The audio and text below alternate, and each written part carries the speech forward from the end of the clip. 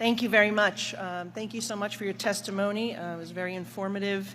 And we've heard today of the massive figures of improper unemployment payments, many fraudulent, which could be as high as $400 billion, some of which could have been prevented if we had put in the proper guardrails in place, particularly in the last 1.9 trillion American Rescue Plan that the Democrats jammed through. My home state of New York, unfortunately, but not surprisingly, ranks near the top of the list with an estimated $11 billion in fraudulent unemployment payments, payments alone.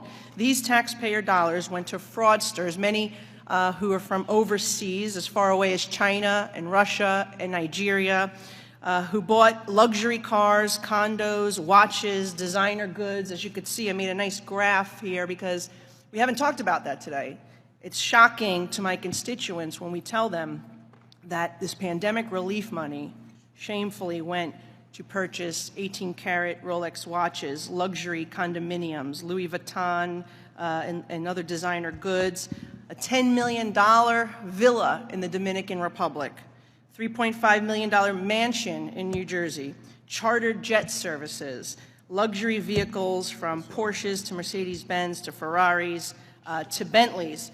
One person even received $1.5 million over a span in 10 months. This is absolutely unacceptable, and I'm glad to hear today that there's bipartisan support to crack down on this, and we must do what we can to recoup this money.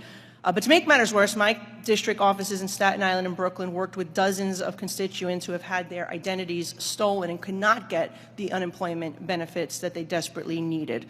Because the Department of Labor in New York failed to prevent fraud at the outset of the pandemic, the Unemployment Insurance Trust Fund was drained, and for the last 2 years, the state has had an outstanding loan to the tune of $8 billion from the federal government. My colleague mentioned this earlier. I'm concerned that New York small business is going to be left holding the bag. And my question, if you can clarify, if New York continues to fail to repay its federal advance due to its failure to limit this fraud, will their per worker tax keep increasing year after year, and by how much?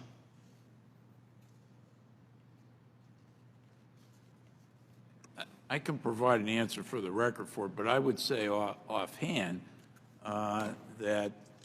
that's up to the state to decide how to repay the money. Now, some of the pandemic money was available for states to use to repay their money that they owed to the unemployment insurance program.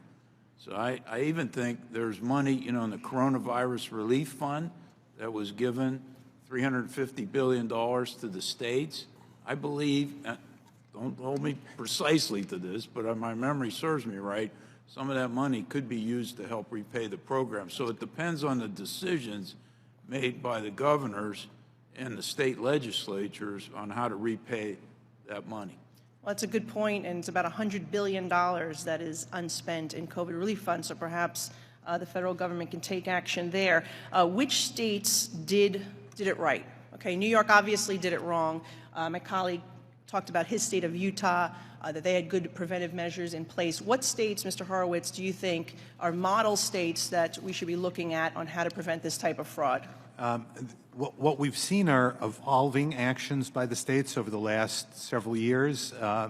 And so what I want to do is get back to you on sort of which ones perhaps are leading the effort. There are several, though, as part of the National Association of State Workforce Agencies that have come together to, for example, implement identity verification tools that have been very important, because you mentioned identity theft.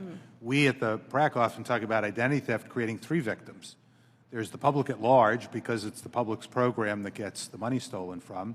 There's obviously the person whose identity is stolen, who has credit issues, other issues they've got to deal with. But then there's the person, as you mentioned, who is the intended beneficiary. And we've heard testimony about individuals, as you said, who went to get benefits, whether it's from unemployment insurance or other programs, and were turned down because the agencies thought they were the fraudsters. No, the I appreciate fraudster that. beat them there. And I want just 20 seconds left on that point. Mr. Dorado, your testimony notes that of October 2022, there have been 41 states using the identity verification service that provides new data sets to conduct enhanced unemployment claimant identity verification, as was discussed here, and contains cross-matching with Social Security, the Death Master file, to identify the use of deceased persons. Can you please talk about that? Why are and should all states be using this service, number one? And do we have an estimate of how many dead people received unemployment benefits? I don't know if Mr. Horowitz knows that or Mr. Turner, but I don't have the estimate for the total number. But I do know that it's an appropriate cross-match to make. You know, one of the easiest targets for fraudsters is to get a Social Security number from a deceased individual. A lot of this information, as Mr. Turner mentioned earlier, is on the dark web, and they can do that. I know my own mother received, she passed away, unfortunately, right before the pandemic, so she received an economic incentive payment from the Treasury Department. Now, my sister returned it because she called me and said, what to do? I said, send it back. So, you know, Treasury, this is a problem with the federal government, too. Treasury sent $1.4 billion to an estimated 1.2 deceased individuals in economic incentive programs. Now, due to our recommendation, I got about half of that back, so about $700 million. Right now, the Treasury Department Fiscal Service is not allowed to use the Social Security full death master file to check before they make a federal payment. Now, that's something I've been trying to get for years. Congress finally passed it. It's due to take effect next year around this time, but I think it should be expedited and made permanent on a basis. I mean, there's no reason that we should be doing this. Yes, if I could add, on that, the deaf, Social Security numbers of deaf individuals, we do have that available. I don't have it broken down for me right now, but we can provide that to you at a later time after the.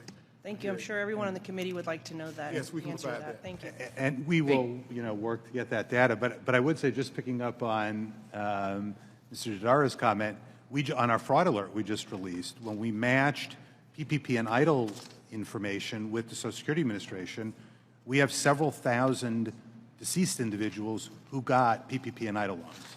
Our job now is we're trying to figure out if they were alive at the time of application. Mm-hmm. Our guess is some were. Our guess is many weren't, because we've seen this problem, and it makes no sense why you would want the Social Security Administration to have a death master file index and yet let other parts of the federal government pay out billions of dollars in benefits to individuals who are deceased. Thank you, Representative.